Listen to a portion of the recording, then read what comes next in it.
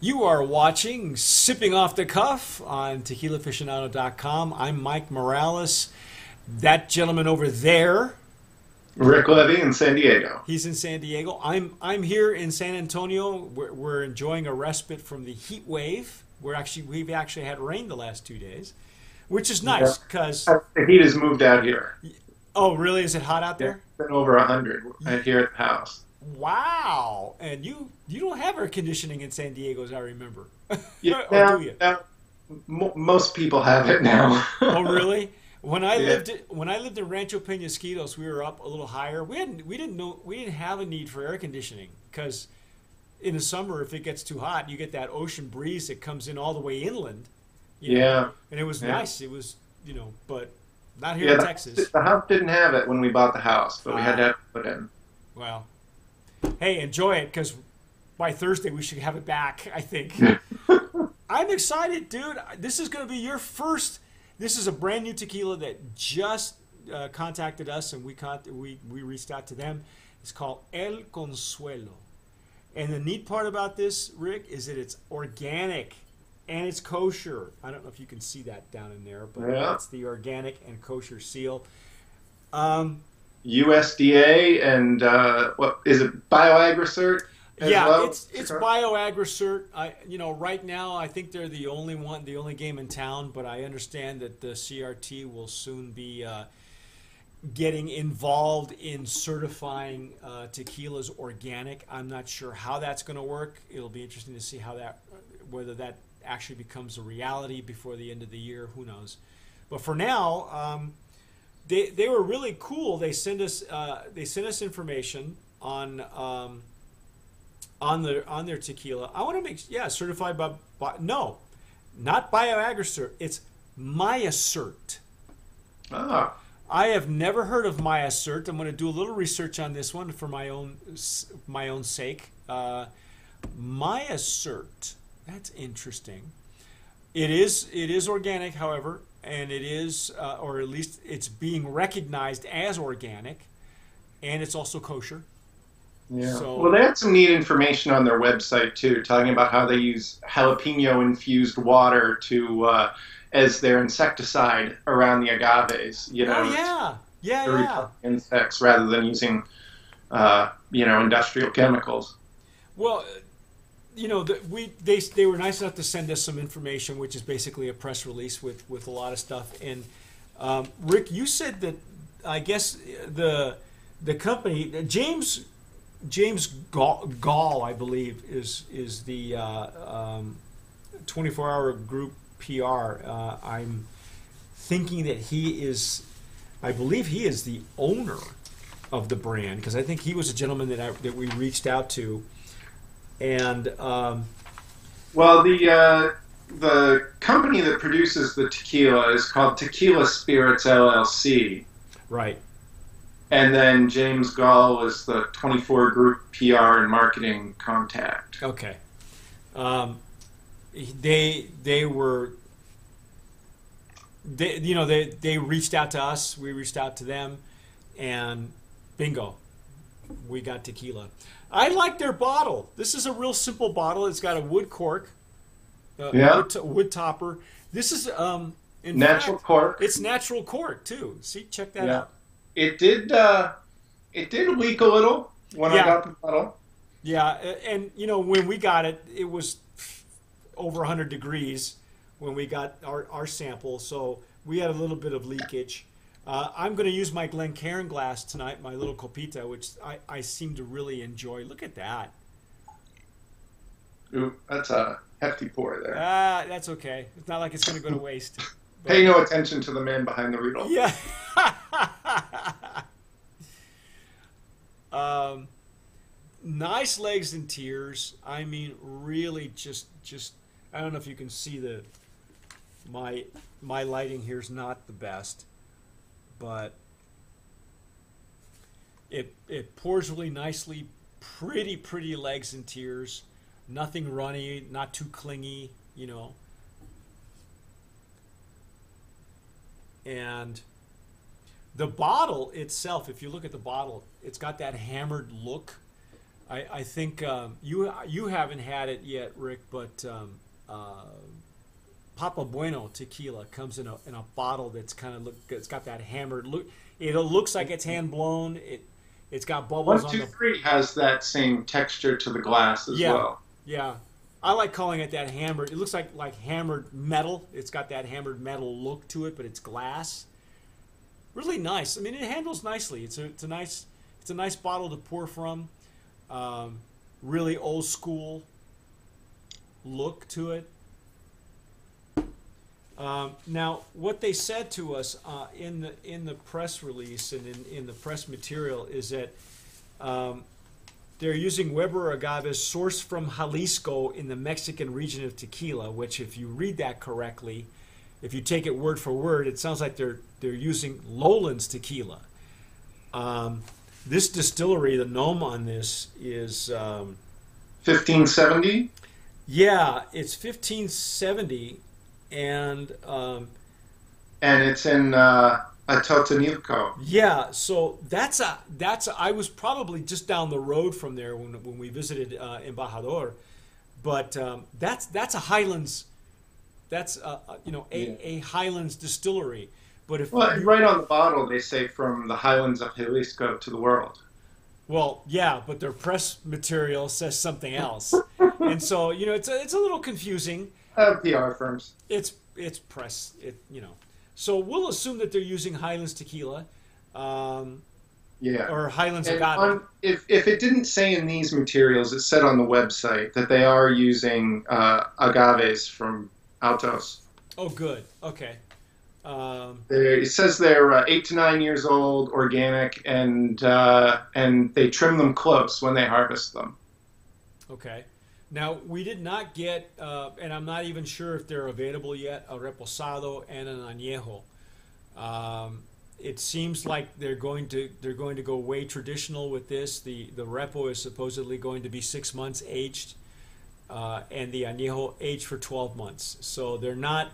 Both are aged in cognac barrels. So it'd be kind of nice to be able to taste those aged varietals It would once be they become great to available. check that out. But on their website, they have some contradictory information. Ah, what do they say on the So website? on the website, they said that the repo was aged 11 months and that the añejo was 24 months, and that they also used, in addition to cognac, they used American whiskey barrels.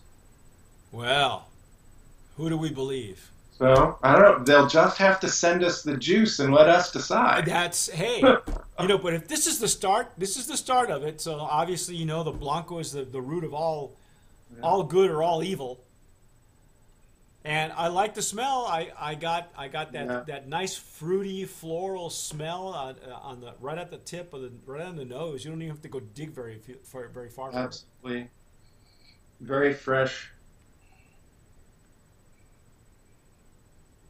It's a beautiful aroma. Yeah, and there were, I had just cracked the seal on this today, and there were no weird, nothing weird coming off the top. It didn't need to oxidize or open up or anything. No, it's very clean, very very clean smelling. It obviously you can see there's if you can see the legs and tears off of my glass, it's perfect. There's nothing that says this isn't going to be good for you. Yeah, and in their materials, they really boast about doing everything in the traditional way. So I looked into a little bit more. They're using masonry ovens. For extraction, they are using a molino, a roller mill. Uh-huh. But something I was glad to see, which I love this when I see it, is that for their fermentation, they're using a natural open-air fermentation process. They're using stainless vats. And they also say they're using a proprietary exclusive yeast. So it's exclusive to El Consuelo. Well, you know what that means, right? No. They have no. Okay. When they say proprietary, the first thing that comes into my head is that this is a yeast that is coming off of whoever they're, if they're, it doesn't say that they're estate grown agaves. So I'm assuming that they're using yeast from agaves that they buy, that they purchase, that they grow on their estate, and that's the yeast that they're using. So natural yeasts from the plants that they source. Right. Generally, when you hear that, it's because they're estate grown agave, and then they produce their own yeast from their own plants, and at least that's the way I interpret it. I could be wrong. They could be using, I don't know, a champagne yeast or something, but it doesn't smell like it. It smells. It really just not. If anything, I get some citrus notes on it. Yeah. That kind of that lime zest. I'm getting lime zest again.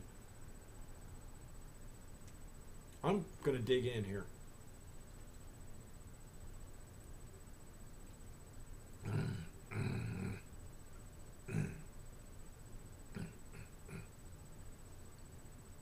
Wow. Well, that's just excellent. I can't find anything to. Nothing to complain about. There's nothing off, nothing strange, nothing peculiar. It's just, it's luscious. It's really, it's not beefy either. You know what I mean? But it's got a great finish. You notice that finish lingers. It's a lingering finish, a medium to long finish. Yeah, getting that great pepper sensation around the outside of the tongue and back and palate. This is a star, man. This is stellar, stellar stuff. Well, and it's great to see, and they seem to really be when I was looking at the website, they were really pushing about how they're interested in their commitment to sustainability and social consciousness. They say stuff like additive free with the purest ingredients, using methods passed down through generations of Mexican farmers. Their commitment to sustainability, social consciousness to support Mexican farmers and their communities. So it really seems like they're trying to, develop a partnership with the growers and, the distillery. It's their method, like you said, the method where they use the using habanero peppered water to ward off insects rather than pesticides. Yeah, that's really interesting. Well, having grown my own green chilies in New Mexico, I can tell you that bugs don't like them. Mm-hmm. Ants don't like them. There's something, the heat, the oils in the chilies, it just naturally doesn't have, it's not like a berry or a fruit where you have birds that will eat some of it, or rabbits, or nobody touches a chili, man. They all leave it alone. So that's kind of cool. That's really neat the way they've gone to that. And they also talk about their special bottling process. And I'm not sure how odd this is for the industry, but they say that they wash their bottles. Prior to bottling, they wash the bottles in a tequila-based solution. Oh yeah. Have you ever seen anything like that? Yes. There's a few. As a matter of fact, I just saw a video on Facebook. I'm not exactly sure of the brand of the mezcal, and they're showing you it's a modern bottling facility, but it only uses 3 bottles at a time, which is kind of odd. And they push it in underneath the spouts. The spouts flood, literally wash the bottles, the empty bottles, before they're even filled. And then they're turned over and drained like right away, and then they move it over, and then they're filled with the mezcal. I'm assuming it's a similar process with with the tequila, but this was really a small bottling facility. So I'm not sure. I've never actually seen an automated bottling facility, but as far as I know, many of these bigger companies wash their bottles out. In fact, I even think Patron does. This doesn't seem to be a big distillery at all. So it's Altos Cienega Unidos,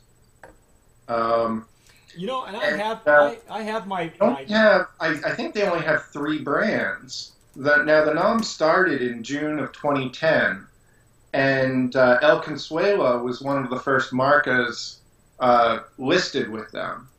But they're saying that El Consuelo was launched in 2016, but they also say that it's rich in heritage. Now, I'm not sure if they're saying that because of the processes that they're using, yeah. or if this was previously offered in Mexico and is now available in the U.S.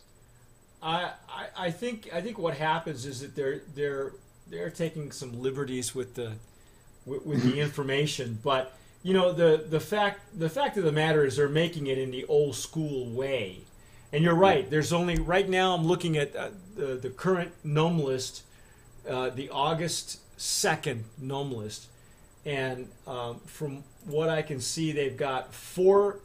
They have four brands that are coming out of there right now. So that's a good thing. Yeah, You know, yeah. they're My guess is that this gnome has been working with the folks behind El Consuelo the longest to make this happen. But I'm glad they did. This is really what I love to see in a Highlands tequila. I love the kind of citrus nose and feel. I love that finish at the end too. Yeah. It's not all perfumes and flowers. Once you ingest it, you know that you've had that tequila, and it's not as much in your face as maybe tequilas we've had from Arandas or a Matitan. This is what it's famous for. All right, this I wouldn't call it a typical Highlands tequila because there's no such thing to me as typical. But if you're looking for, a flavor profile that you're used to getting out of Highlands tequilas, you'll find it in this one and more. Because again, it's organic, small batch. We're talking about the top 10 list for USA Today a little while ago. Had we known these people have been around not that long, they're probably very hard to find right now, but maybe next time they run a list like that, they'll be available in much larger quantities, and definitely add it to that list. And hey, let's nominate them for Brands of Promise. I think so. I think you're right. Nominated for Brand of Promise, I think in the organic category.